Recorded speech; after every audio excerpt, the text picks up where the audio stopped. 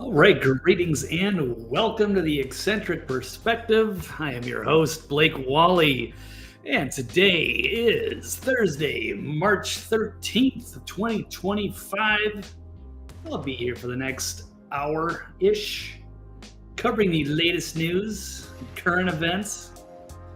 We got a jam-packed show today. I'll jump into some topics. We'll run into an intro. I'll try to get my phone to be silent. If you guys would like to participate in some way, feedback, news stories, criticism, whatever you want to talk about, feel free to drop a line in the chat and we'll get you incorporated into the show. But here's the headline, and I guess the thumbnail. Are leftists domestic terrorists? Well, there's certainly been some interesting developments. We'll dig into those. Seeing some of this stuff at the Tesla dealerships. And we'll see if that continues to other places. Here are the headlines for today. That'd be swatting. Is that an effective strategy to fight your opposition? And are journalists, are they being targeted by Ukrainian hitmen? And are desperate leftists, are they turning to domestic terrorism? Technically number 3 on my list. Violent protests, are they just a normal part of the resistance? And is Putin, is he justified to reject the latest ceasefire proposal? And Zelensky, is he not serious about ending the armed conflict? And finally, everything that Joe Biden did, was it all just fake and staged? These topics, perhaps more, we shall see. And on the other side, we'll run an intro and then we'll dig in. So, here we go.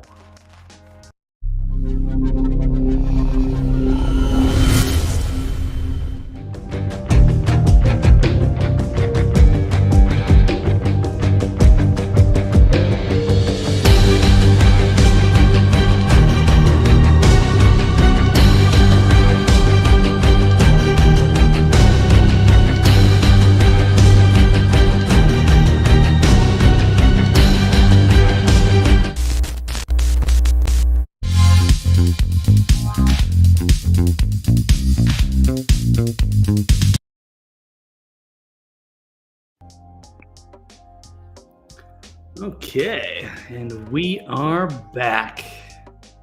Guess we can jump into the one of the top stories. There's a few of them today, but I will try to keep this short and sweet.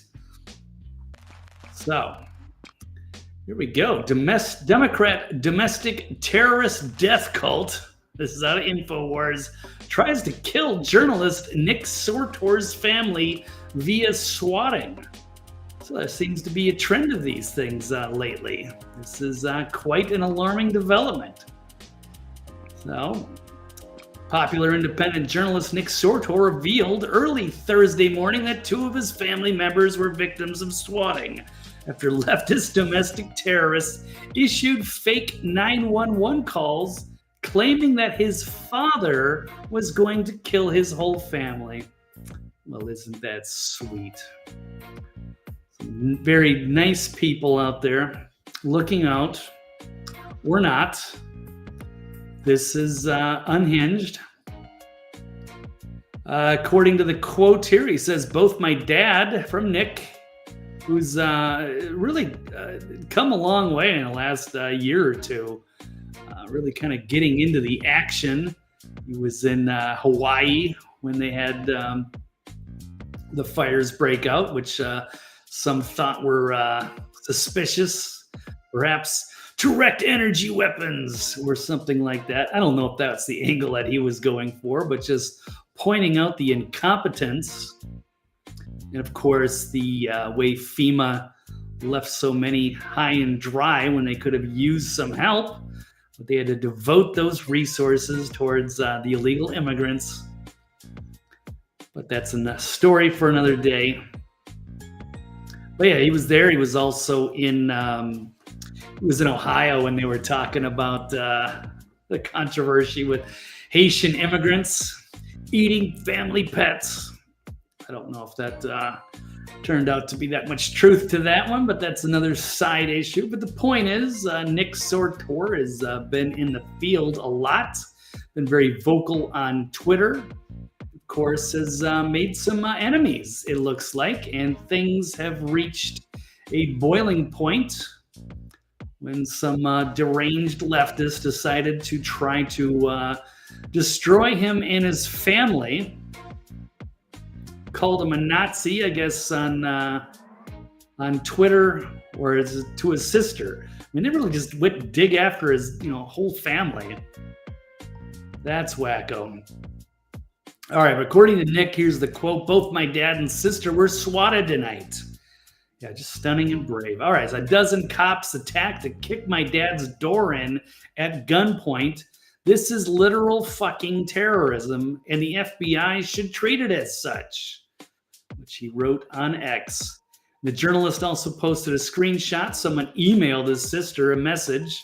I don't know how they got a hold of that, but whatever. Called Sortor a Nazi. So I guess they're justified trying to get your family killed because, hey, your brothers might be a Nazi, or at least they think he's a Nazi. Not much for evidence, I'm sure. But anywho, he said, in my dad's case, the caller told police that his dad was, I guess, in the process of killing his entire family, which required them to show up, intervene with deadly force. That's nothing short of attempted murder. They wanted the police to kill my father. So the despicable, phony police call will not stop Sortor, who vowed that he will not stop, will not shut up, and that the person behind the swatting will not win. So he's doubling down on his efforts. Your hate fuels me. I'm over the target. And like President Trump, I will fight, fight, fight. Interesting to note from InfoWars, one of their other reporters, Chase Geyser, was swatted twice in the same day, or within a 12-hour span. And that's, of course, just a couple days after, or is it a day after, the actual murder, the violent attack and murder of another journalist, Mr. White. So we got a problem. And they're also leftists targeting Elon at his dealerships. Yeah, looking to me like they're turning into domestic terrorists. I don't want to lump them all in because, of course, these are just the really unhinged, crazy ones. But a lot of the other ones don't seem very rational. So this could be problematic and could escalate. Got a challenging situation we're all going to have to deal with. Let's listen to Alex here as he calls them out. I heard a piece of this, but I'm sure it's entertaining.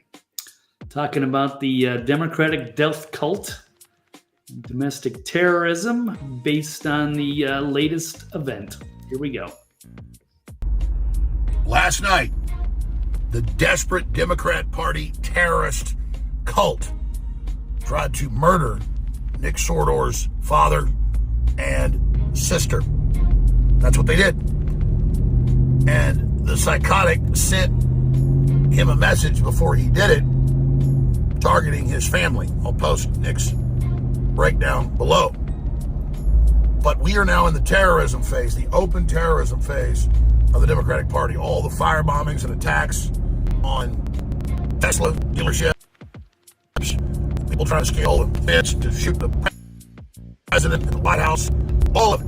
And the Democrats' mouthpieces all over corporate television, The View, all of it saying, Trump's coming to kill people, he's killing people, and we need to be ready to fight and die. That was the admitted plan of Carville and Raskin, all of them, if Trump won, was civil war conditions and uprisings. That was John Podesta's war game if he won. He bragged about it in the New York Times. And And they're just going to escalate and escalate and escalate. So the psychotic sends out an email, tells Sordor what he's going to do, and then the police come to kick down his dad's door. They go to his sister's house because they said that they were there killing their family, that his dad was there murdering everybody. This, of course, happened 2 nights ago, 2 different swatting events against my great reporter, Chase Geyser. And, of course, we had Jamie White, our reporter, great reporter, shot through the neck and killed in Austin Sunday night. And, of course, they haven't found out who did that. But they just think it's random. So this is going on everywhere. They did arrest the people that were swatting MTG over and over again, trying to get her killed. But this needs to be one of the main focuses of the Justice Department. And I know they got a lot of stuff to do, but Yeah, I would agree there. This is getting out of control. It needs to be stopped now before it gets any worse. But I don't know if we can count on some like rational voices on the left to keep their people in line a bit. That's what I find disturbing. And what else is disturbing? I think I'm having some issues with this streaming. Tried a new experiment today, but I don't know if I'm actually on Twitter or Rumble, which is an issue. So as I still try to figure out this restream software. But no worries, the show will go on, and I'll get it figured out better for next week. But still some important things to run down, and I will make video clips of the highlights and stuff. But if you are finding this, you are certainly welcome to chime in. It's great to have you. Okay, but we'll move along. Or should we keep running a little bit of Alex? Yeah, let's run some more Alex. I'm gonna gather my thoughts, and we'll wrap up this part of the story and jump on to the next topic. this has got to happen. But just think about how conservatives, how populist, we're not the drama queens the left are. Imagine if we were doing this to them, which we would never do. But sending police. All right, yeah, I'm going to stop there, which we would never do. That is certainly key. Now, and that kind of brings me back to the headline here. Is swatting, is that an effective strategy to fight your opposition? Absolutely not. That means you've lost the debate and completely lost your mind. I don't know what happened. Things have changed dramatically since my days when I used to be a Democrat, and I used to love engaging and debating the Republicans, who I thought were out of touch. But I never thought, oh my God, let's try to destroy their whole family. Let's call the cops and try to get their family killed by police officers. I don't know what goes through somebody's mind, but that's when you've lost the debate. That's when you're so convinced that you're right, but you can't actually articulate it, and so you just resort to the most violent methods. It's gone on too far. It's been going on a while too. This is not something new. I know Tim Pool has been the victim of swatting attempts, multiple. And now they're really going after InfoWars, and it looks like the other independent journalists. So this could go further. Let's take a look. Yes, the other one was Chase Geyser. He's issued a response following the second Chase Geyser swatting. in here. Talk about what he's been through over the last few days. Chase, glad you're all right. Glad the assassination attempts haven't worked. Tell us about what you've been through. Well, yesterday I got a call from the police in the middle of the day that there was some sort of an issue with my house. When they first called me, I thought it was related to Jamie, since I'd exchanged texts with him on Sunday, the day that he was killed. And now they're like, there was a call about your house, and they're trying to bang down the door and get in. Is anybody there? And I was like, no, nobody's there. I'll be there in 15 minutes. And I showed up, and basically someone had texted 311 and told them that someone broke into my house and shot my dog. Right. And that we were hiding in the basement. And in Texas, of course, we don't have basements, so that was the first red flag. And then they said they put us on a list of a target location so that if it happens again, we were supposed to get a call, or they were supposed to know that it was likely not real. Yeah. And I suspected that something was going to happen last night. And just to be cautious, I stayed up and opened my front window of my house. And I noticed that there were police cars driving around and kind of parking around for maybe an hour. And I just thought that they were scoping the house because of what happened earlier, and that they were just kind of doing a wellness check type thing. Then all of a sudden at 1 a.m., I hear the intercom, Chase, and they say my address, come outside of the premises right now. So I had to secure my dog and walk outside, and they throw the floodlight on you, and there's all these rifles pointed at you. And I just put the video. Yeah, that doesn't sound like much fun, especially after your coworker was just brutally killed in the parking lot. So, InfoWars under attack. And it's going to get perhaps worse before it gets better. Well, hopefully they're done with Chase. They'll back off for a bit now that there's more attention on it. And hopefully the police force in Austin will be vigilant on that. Perhaps some extra security measures in place for their crew. Here's a little bit of that. Well, let's get to the next one. Yeah, because Jamie White here was shot and killed. Saying that possible car burglars. It's possible. This could have been a coincidence. But when there's two, and it gets more than that. So he was the first one. Then Chase got hit twice with the SWATs. Then apparently, for Alex Jones, General Flynn, Michael Flynn, shared with Alex Jones credible high-level intel that the deep state has been caught discussing the assassination of Alex Jones and other leading Trump supporters. And it's also notable, which I forgot to mention with Chase and Jamie White, is that they were both on a Ukrainian enemies list. So if you're not on the side of, unlimited resources and support for Ukraine, you're going to be, seen as some sort of Russian ally, and they're going to put you on a list. And now that the situation is getting really dire for Ukraine against Russia, this is probably what they're resorting to. Now they're just going to start killing people. Now they got nothing left to lose. They're just cornered rats. So, pretty sickening stuff. So I don't know if there's Ukrainian. They've talked about it could be cartels. It could be Ukrainians. It could be just radical leftists. I mean, I guess they're all just teaming up to take out their opposition. They can't do it on the debate stage. They can't win on ideas. So they're going to resort to violence. That's when you really lost.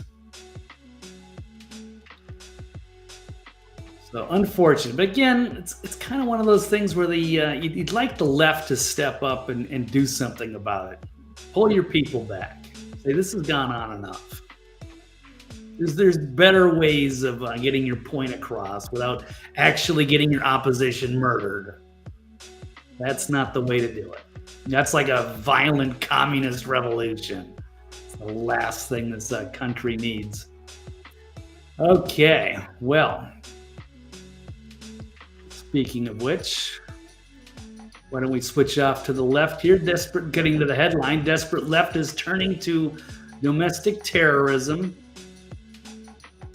It's out of Modernity. Fiery but peaceful, MSNBC describes the violent attacks on Tesla dealerships as just protests.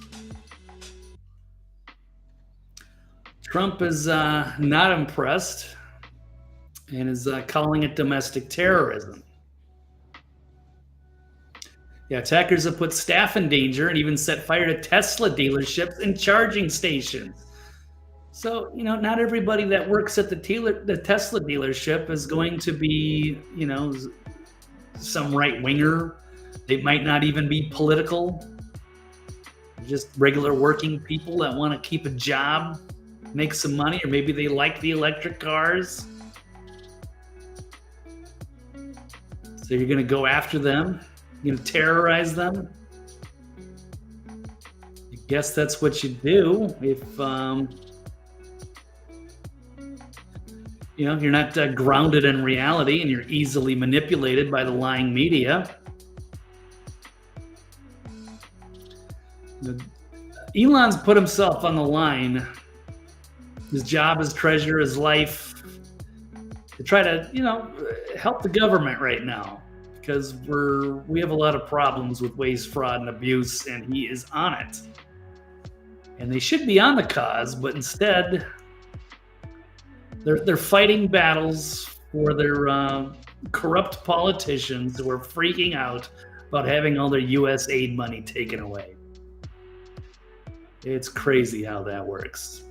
All right, but let's take a look at this MSNBC clip talking about these Tesla dealership protests, attacks, and what have you. But then you also overnight have this post claiming that protests at Tesla dealerships are illegal. He said today he would label violence against dealerships domestic terrorism. Now, I am judicious in how I play this sound, but I think you need to hear it from him. Mr. President talks about some of the violence that's been going on around the country at dealerships. Some say they should be labeled domestic terrorists. I will do that. I'll do it. I'm going to stop them. We catch anybody doing it because they're harming a great American company. Let me tell you, you do it to Tesla and you do it to any company, we're going to catch you and you're going to go through hell. So just to be clear, you protest a private company, you are labeled by this administration a domestic terrorist. Well, it depends on what kind of protest. If they're getting out of control, you're committing vandalism, trying to burn it down, scaring off the employees, again, who aren't necessarily political. What do you call it? And here's some pictures. There was one in France where they had burned a lot of things down. A lot of people can get hurt by that. Yeah, throwing Molotov cocktails at and shooting the windows out at Tesla dealerships. This was in the Pacific Northwest. I don't know why they just didn't say. Was it Seattle, Portland? Yeah. And there was a woman arrested after explosives were discovered at a Tesla dealership. I don't know if that was actually a woman.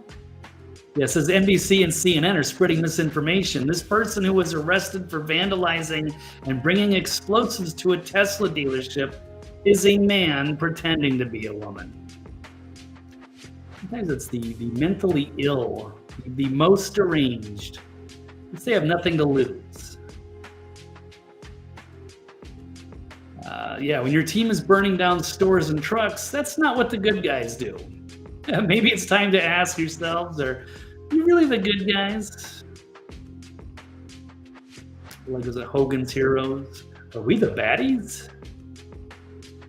Violence isn't a protest? Yeah, good point. That's when, when you turn to violence, that's when it's really the most desperate. Is any of this really desperate? Is any of this necessary? Only if they believe it to be. I mean, if they believe that their opposition are literal Nazis trying to turn America into a fascist state, I get it, but none of that is based in reality. And if they could believe that, they could articulate that. It's a different way to approach your activism. But some of it could be AstroTurf campaigns. So they're not real grassroots activists like they used to be. Now they're paid for that little political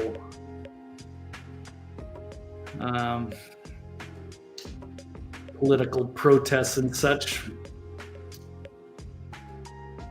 And yeah, there's the fiery but peaceful protest, reminiscent. All right, what do we have? Another one here. They're implying that it's okay to burn dealerships and cause terror because isn't this what the resistance looks like? Yeah, they just can't come out and say it's wrong, don't do it. It's unbelievable. So what do we have in the last one? That was an MSNBC clip, and this one is from CNN. So where is the voice of reason here? Let's check this clip out. Like if you are attacking Teslas or dealerships, going beyond vandalism, that could be an act of domestic terrorism. But I do want to ask about this as resistance. Is this what resistance should look like? So Trump thinks that if you try to kill cops to overthrow the government and change an election, that's not domestic terrorism, but somehow having a protest in front of a Tesla dealership is. The bottom line with Trump is freedom and liberties belong to people who agree with him, and that's it. That's his view of America. That's not a view that people who believe in our Constitution share. Like if you are attacking. Sorry, I'm gonna rerun this clip just one more time. I want to make sure that I understood what they were saying here. Like if you are attacking Teslas or dealerships, going beyond vandalism, that could be an act of domestic terrorism. But I do want to ask about this as resistance. Is this what resistance should look like? So Trump thinks that if you try to kill cops to overthrow the government and change an election, that's not domestic terrorism. Wow. Okay, I don't know who was trying to kill cops on January 6th, and I know because I was there. The only people that were killed were Ashley Babbitt, a couple other protesters that had issues under the duress and the stress of the incident. So the story that they said about Brian Sicknick being attacked by a fire extinguisher, like bashed his skull open, turned out to be completely BS, totally manufactured by the mainstream media. Now this guy is trying to justify this. He's trying to spin this, not a voice of reason, saying, yeah, this is out of hand. You guys really, it's cool, go protest, make your voices heard, get your pickets, put your signs up, march around the dealership.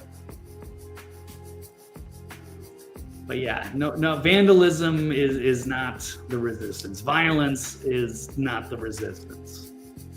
That's only when, it's a revolution time. It's a real insurrection, not a peaceful protest that had a few skirmishes that got out of hand on Jan 6th. So this guy is out of his mind. Terrorism, but somehow having a protest in front of a Tesla dealership is. The bottom line with Trump is freedom and liberties belong to. I wonder if she's just shocked that he actually said that. Freedom and liberties belong to people who agree with him, and that's it. That's it. Wow.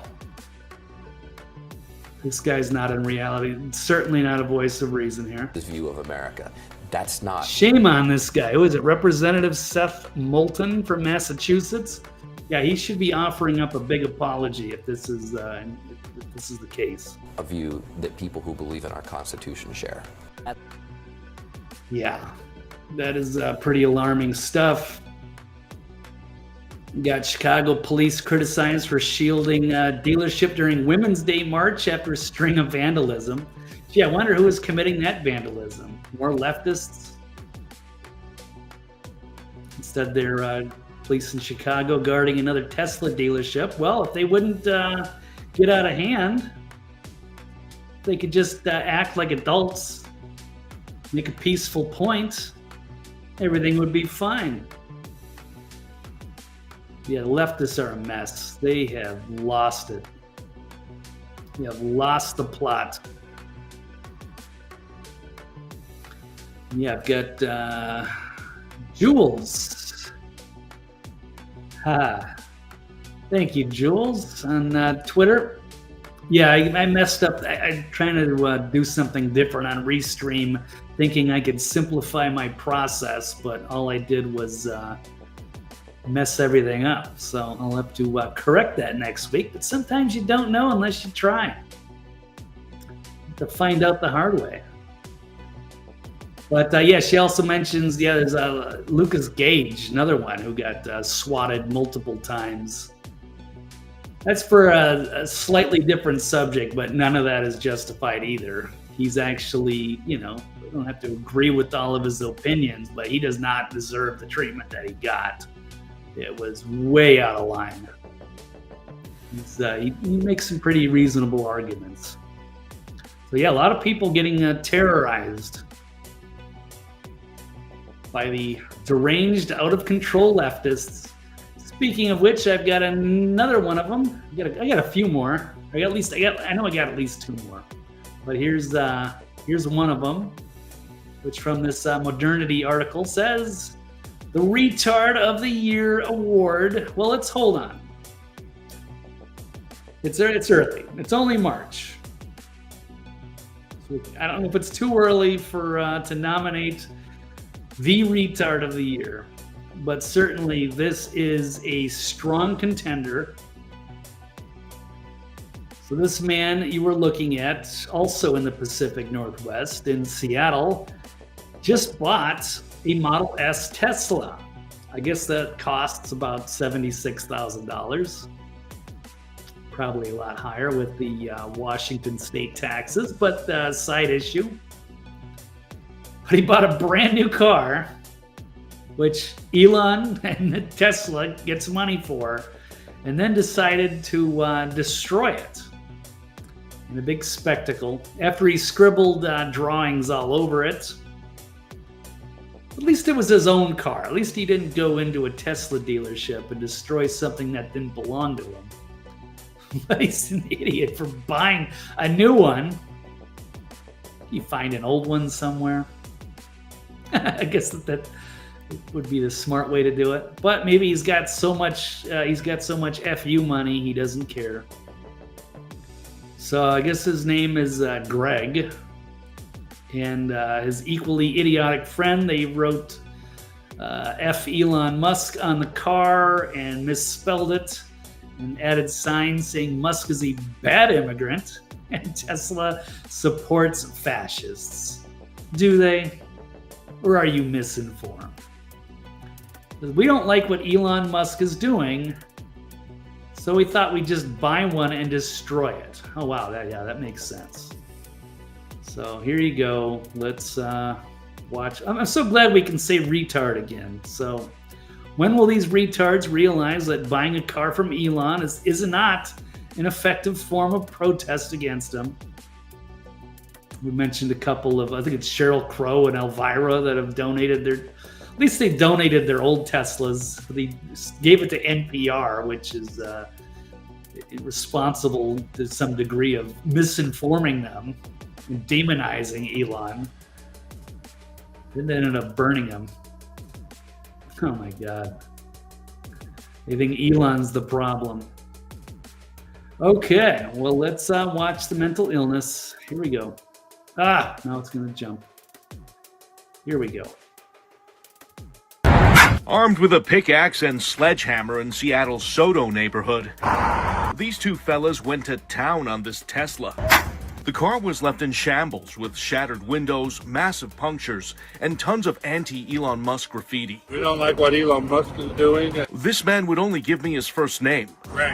Greg, sorry. But says he actually owns the white Model S. I bought it just to destroy it. And Greg says he coordinated the stunt with his friends because he doesn't like Musk. Tesla supports fascism. You bought it to destroy it? Yeah. Yeah.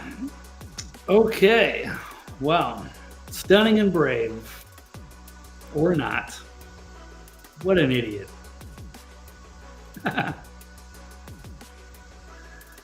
Okay, ATF investigating after multiple Tesla Cybertrucks caught fire. And yeah, we had the Hollywood weirdos selling Teslas, giving money to NPR so that they can lie to them some more about how Elon's the bad guy. Very easily influenced. Pretty wild. Okay, well, here we go. Let's on this note, we got another one. When the mass media is backing your movement, you're really not the resistance. This is also one of these interesting points they make. Doesn't make any sense. You're supposed to be against the establishment when you're the resistance. But they join the corporate press and think they're the good guys.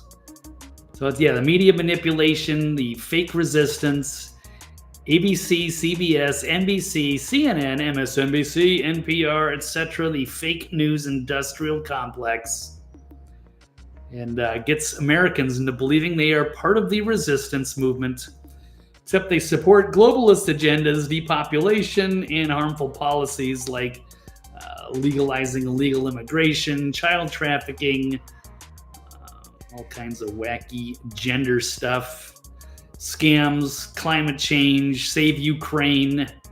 Yeah, the old NPCs that go along with everything. So, fake news industrial complex still has 100 million Americans believing they are the resistance when they are actually supporting their own demise. Sad but true.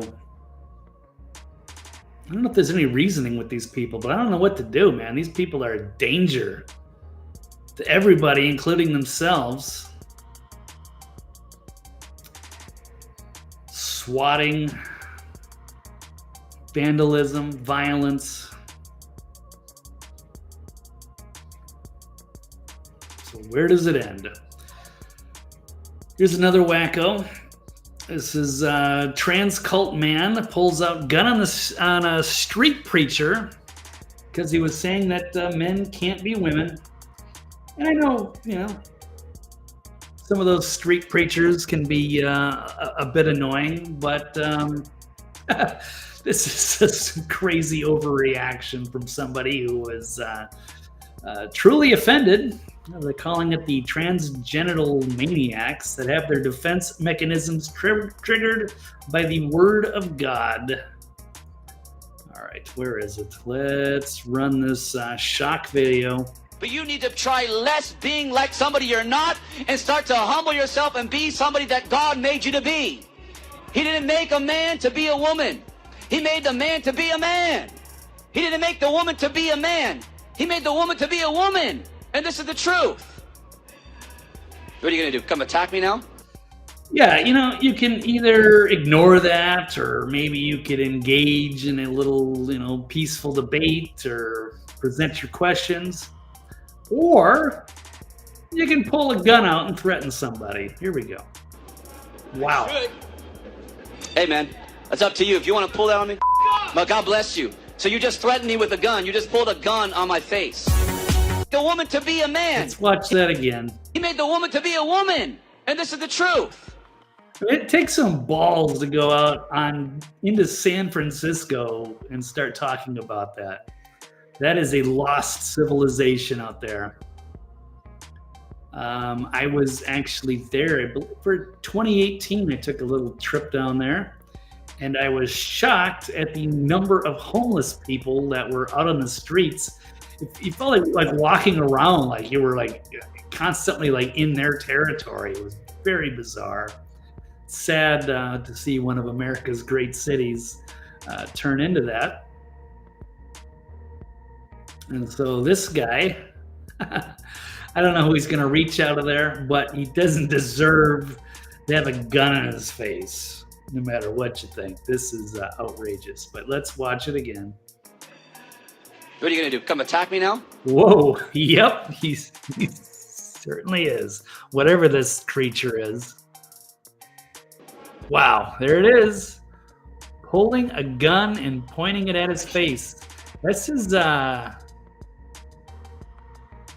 that's just something you really get away with much in California. It's not really, they don't look too highly on people that open carry, concealed carry, strict gun laws. And here this guy is out, or this disturbed individual, brandishing out in the middle of the day because he was that offended. Should. Wow. Hey, man, That's up to you. If you want to pull that on me, well, God bless you. So you just threatened me with a gun. You just pulled a gun on my face.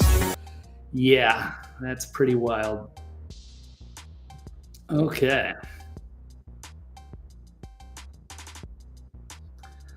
Oh, I got another Durant. I don't have anything against transgender people. I don't care. You can do what you want, but my goodness.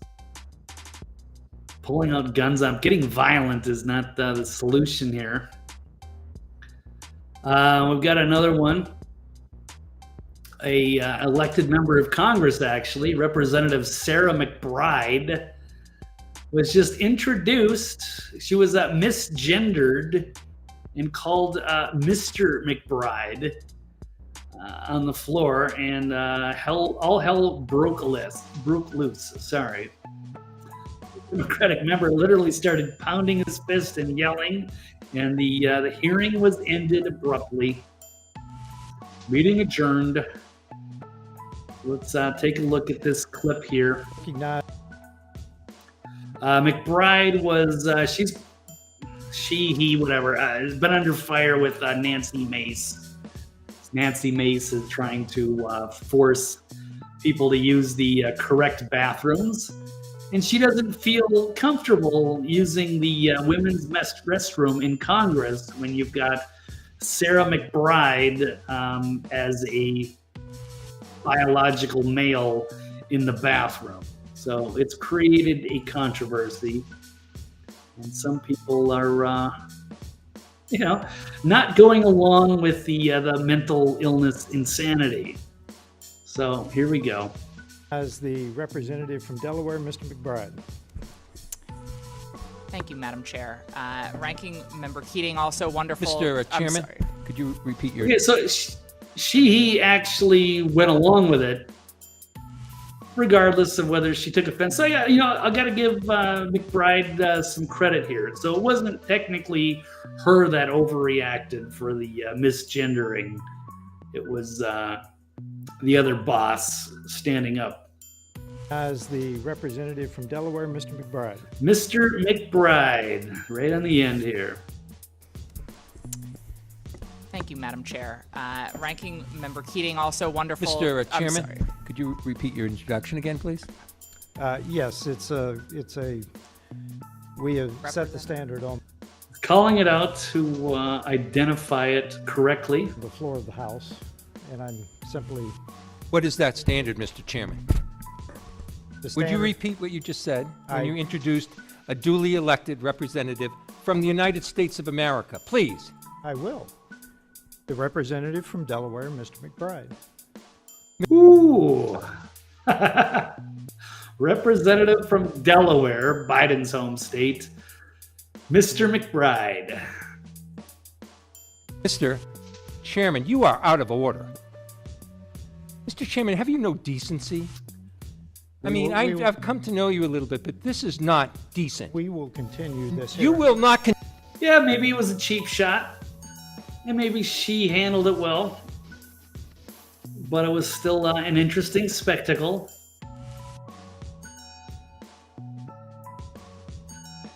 It's also a weird sign of the times, man.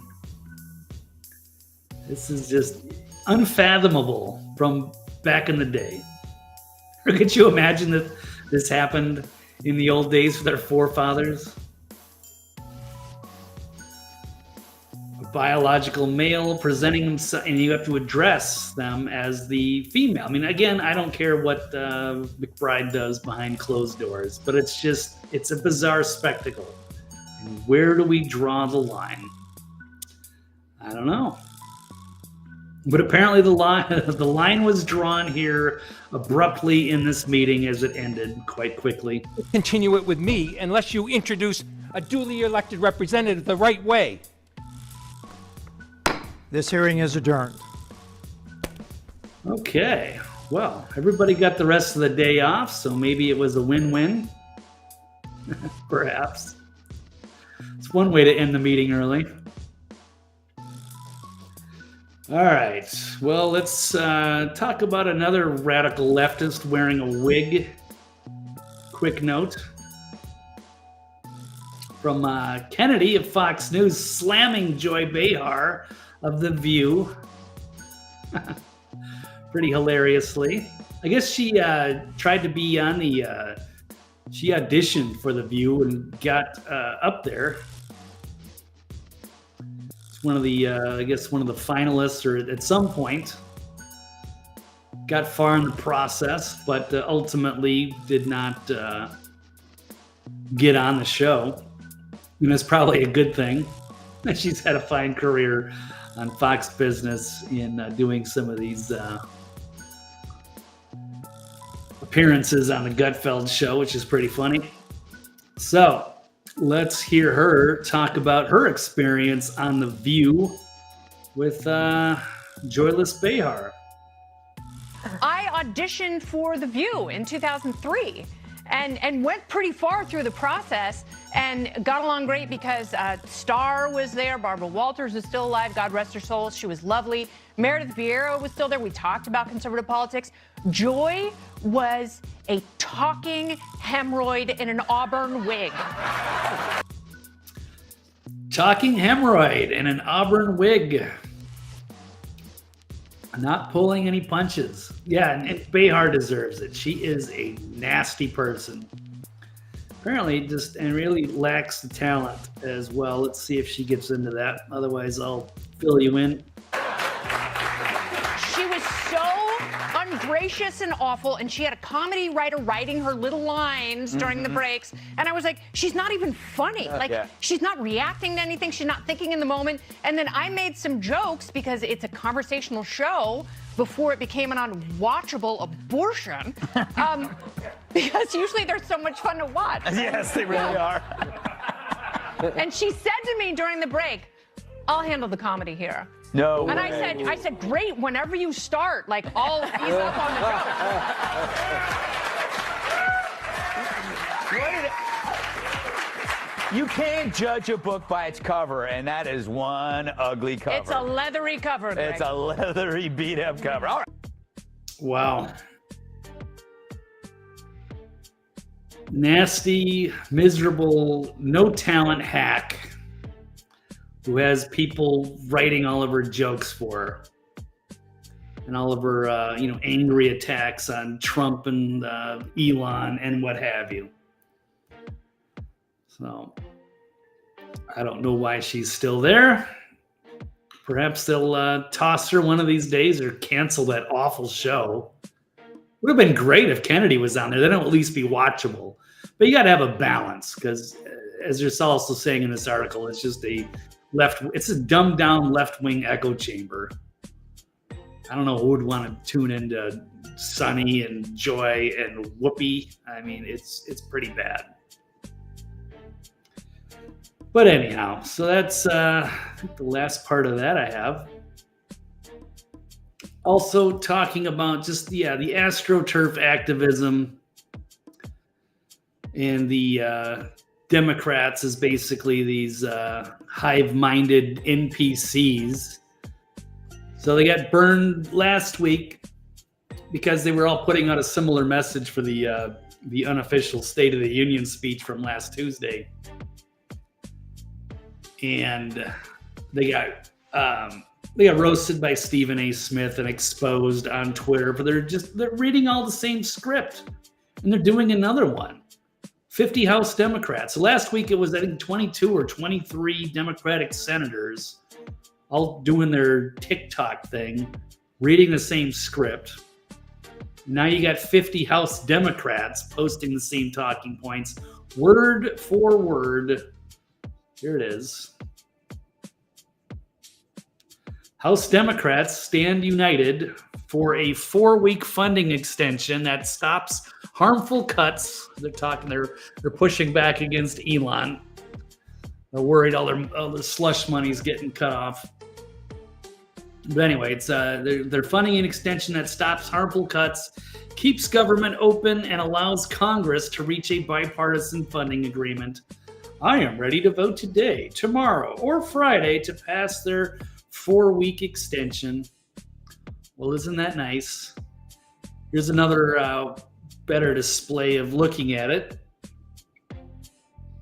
We're Natalie here. Natalie Denelishin. I follow her on Twitter. She's interesting. Says she's begging the left to discover the thesaurus. I mean, you can just use Grok to probably rewrite your tweet so you don't all look like you're in a collective. You're the Borg hive mind collective, all reading the same script, no independent thought. It's really sad. But that's the modern left, I guess. Okay, well, let's get back. Got finished up on that. There's some of the biggest stories for the day. So swatting is an effective strategy. No, we're done with that. We got violent protests are a normal part of the resistance. No, they shouldn't be. Left is turning to domestic terrorism. All right, final 3 topics, and then we'll call it a day. All right, how about we'll get some updates on the Ukraine and Russia war situation. Would Putin be justified to reject the latest ceasefire proposal? So here we go. And like Zelensky, Putin actually showed up wearing military fatigues. So much for that ceasefire proposal. And it was just for 30 days. And it came in a meeting that's in Saudi Arabia, and describing that it would only allow Ukrainian forces to regroup, saying this is nothing more than a temporary timeout for the Ukrainian soldiers, and that his goal for Putin is a long-term peaceful resolution. Well, that's apparently from Putin, but told through a senior aide, Yuri Ushakov.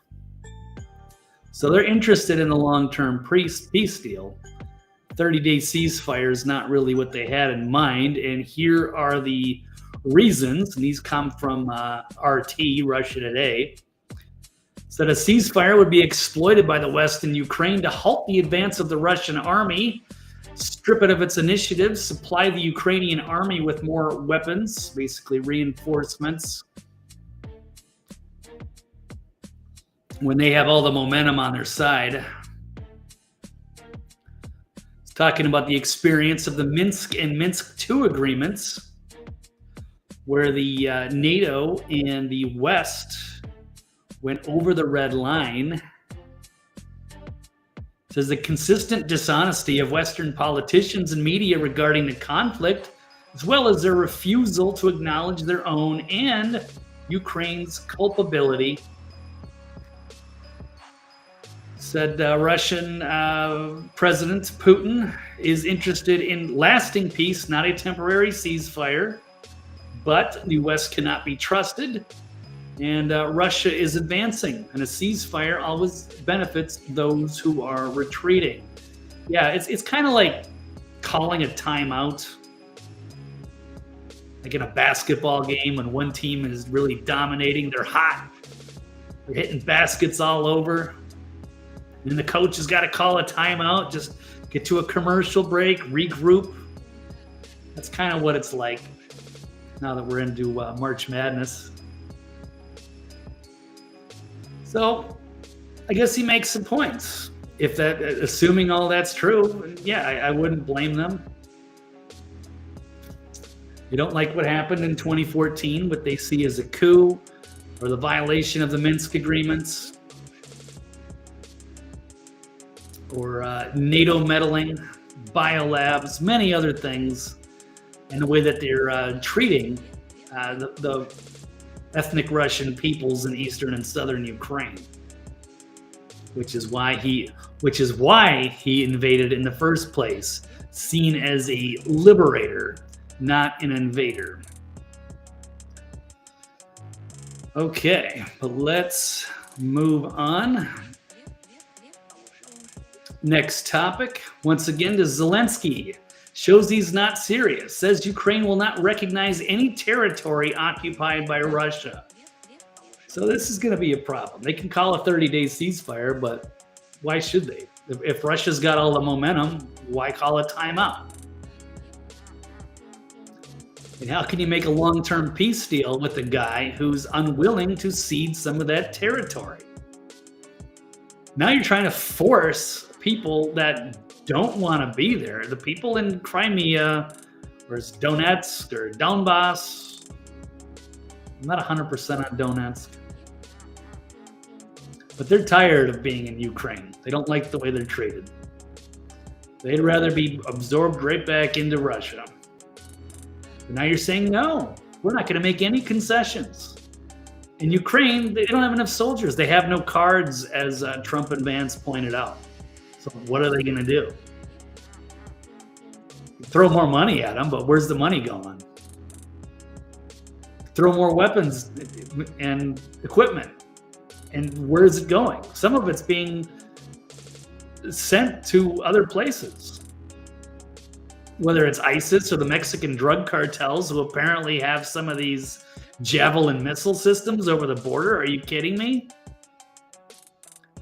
They're a liability. And you can't have a good faith negotiation with somebody who's not willing to play ball here. So I don't know what he's going to do. He's expecting us to fight the battle for him? In the EU, NATO?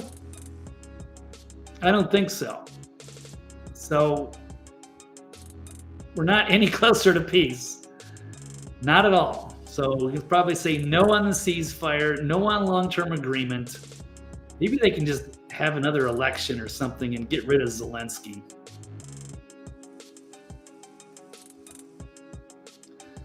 Seems pretty easy. You give up a little bit of territory to the Russians, call peace, keep NATO as a keep them neutral, keep Ukraine out of NATO and neutral, and have some new elections, and at least allow the people to get rid of Zelensky if they don't want him.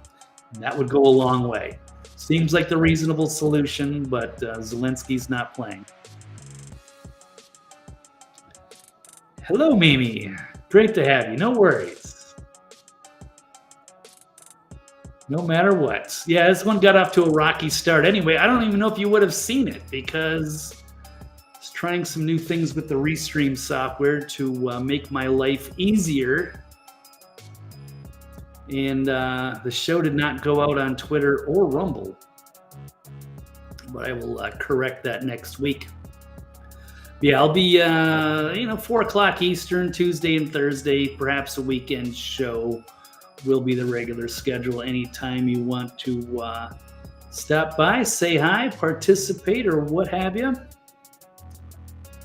Or lurk and listen, all that good stuff. I appreciate you all.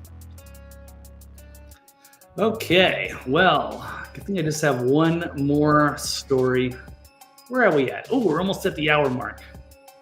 I'm going to try to make it under, but we're close. This is the shortest one that I have, I think. Well, the last one was pretty quick. All right. Final topic.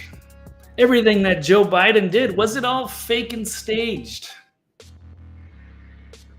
Well, headline story of my last show was the auto pen autocracy, showing that Joe Biden, he was signing all kinds of executive legislation with an auto pen.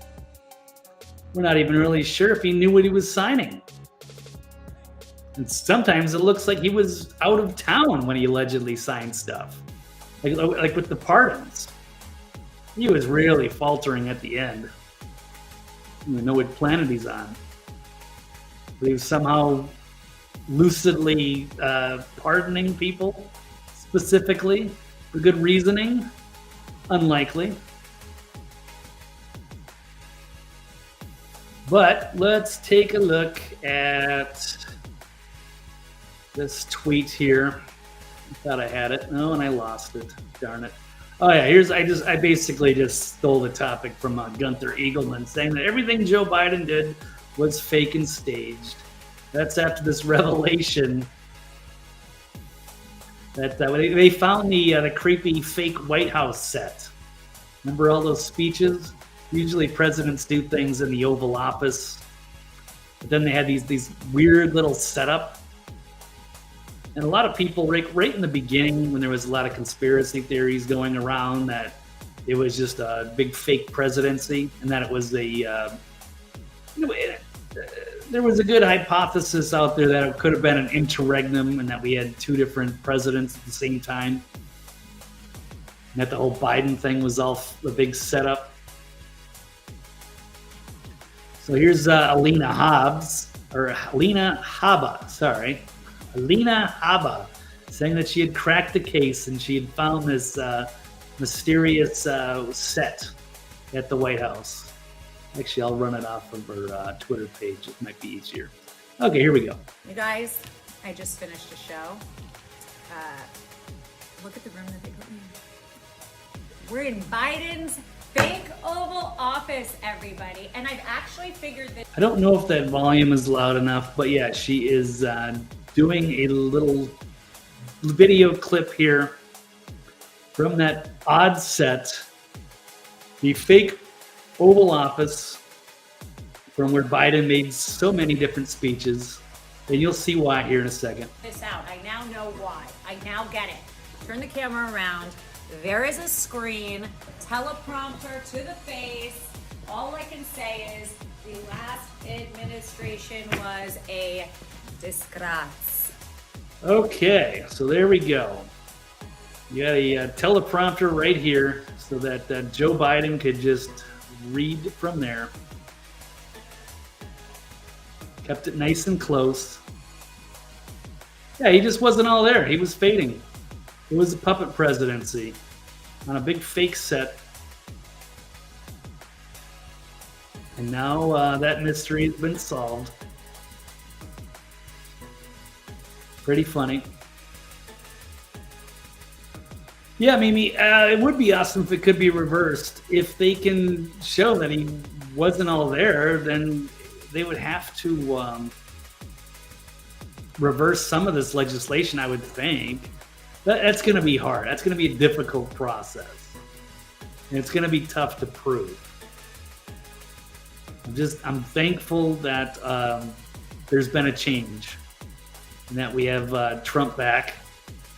There was some criticism that he wasn't answering enough questions, but I cut that out of the stack because I didn't think it was all that accurate. But it's clear that Trump we know where the buck stops, and Trump is in charge.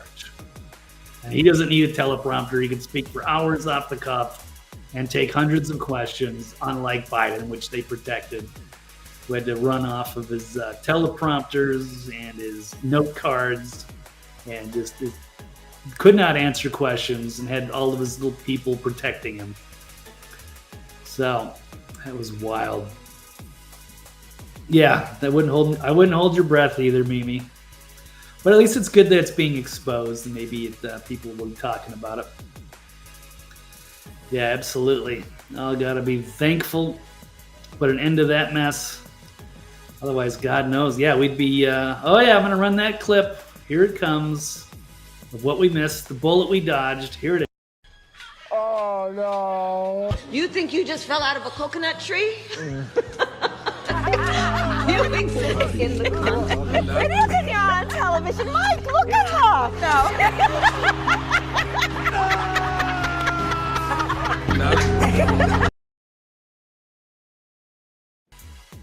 Oh, God.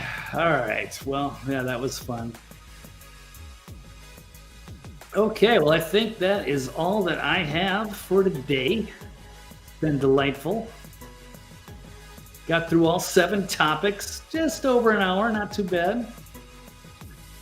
And we'll see. I might do another weekend show, assuming there's some interesting breaking news over the weekend.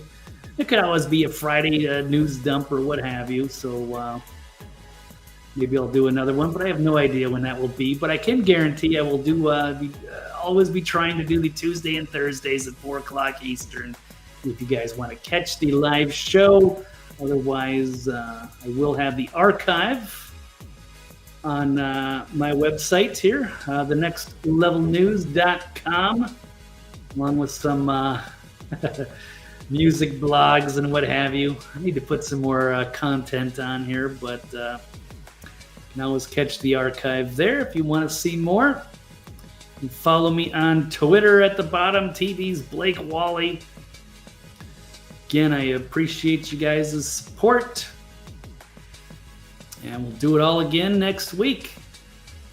All right, well, that's all I've got. So I will sign off from here. Thank you, Mimi, and everybody else, and Jules, anybody watching in the replay. Take care. Have a great weekend, and we'll catch you next time. I'm out.